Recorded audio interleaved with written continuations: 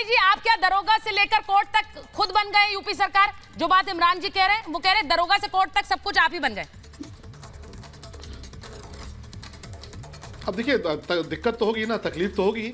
2017 के पहले आप उत्तर प्रदेश में कितने माफिया मारे गए ये पता कर लीजिए। इनके पास कोई आंकड़ा हो तो उपलब्ध करा दें। 2017 के पहले कितने अपराधी और कितने माफियाओं की संपत्ति कुर्क हुई ये भी लोगों से पूछ लीजिए, लोगों से पूछ के बता दीजिए। हमें तो नहीं लगता है कहीं पर आपने भी कोई रिपोर्ट की हो कि कोई बुलडोजर किसी माफिया या किसी अपराधी के दरवाजे पर चला हो।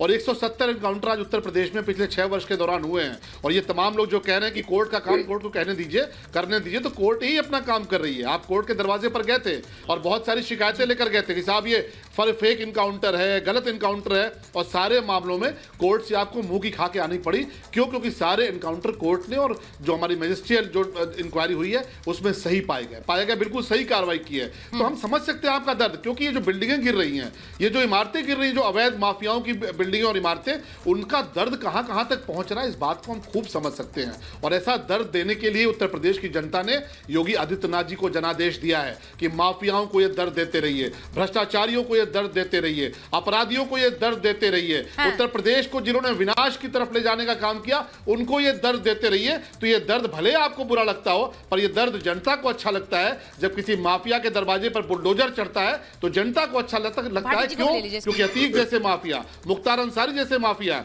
मुकीम काला जैसे माफिया, इन लोगों ने पूरे उत्तर प्रदेश को क्लस्टर में बांट रखा था लूटने के लिए। पूरे उत्तर प्रदेश को अलग अलग तरीके से बांट रखा था। और किसको नहीं पता कि पूर्वांचल से लेकर पश्चिमांचल तक, आप देखिए पश्चिम का जो पूरा कैराना का क्षेत्र था वो खाली हो गया था 2017 के पहले।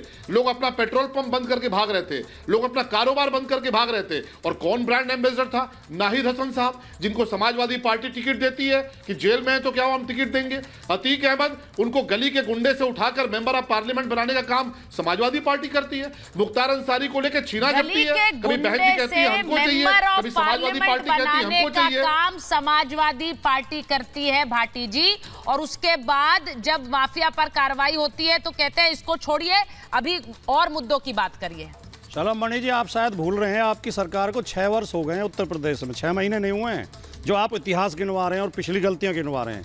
6 साल में अगर आप नहीं सुधार पाए, किसी ने भी संरक्षण दिया, किसी ने भी बढ़ाया, इसका मतलब आप भाटी जी, किसी ने नहीं, किसने? सवाल ये अपनी जिम्मेदारी से बचने के लिए फर्जी बातें करते हैं। जिम्मेदारी किसकी थी? जिम्मेदारी भारतीय जनता पार्टी की है। आज आपने कहा कि किसी ने नहीं, किसने संरक्षण दिया? सर भाटी जी, मैं सीधा पूछ रही हूँ सर, आपको अच्छा नहीं लगेगा, लेकिन आपने कहा किसी ने भी संरक्षण दिया हो, किसने दिया संरक्षण?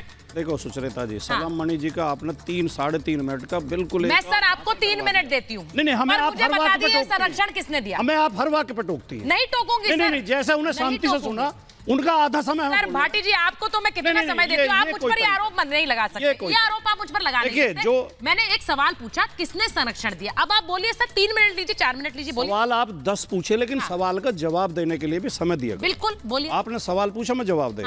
सलाम मणि जी, जो ये 2 बातें इन्होंने कही, एक तो कहा कि मैं गलत आंकड़े पेश कर रहा हूं। मैं गलत आंकड़े पेश नहीं कर रहा, जिम्मेदारी के साथ कह रहा हूं। आप आंकड़ों के साथ खेल रहे हैं। क्या ये एनसीआरबी का आंकड़ा नहीं कहता कि उत्तर प्रदेश हिरासत में हत्याओं में नंबर 1 पर है? क्या एनसीआरबी का आंकड़ा ये नहीं कहता उत्तर प्रदेश दलित उत्पीड़न में नंबर 1 पर है? क्या एनसीआरबी का आंकड़ा ये नहीं कहता महिलाओं के साथ प्रति अपराध में उत्तर प्रदेश नंबर 1 पर है? और हत्या में उत्तर प्रदेश 3 नंबर पर है, रेप में 3 नंबर पर है। आप कह रहे हैं डकैती कम हो गई। डकैती इसलिए कम हो गई कि आप डकैती को डकैती लिख नहीं रहे हैं, उसे लूट लिख रहे हैं।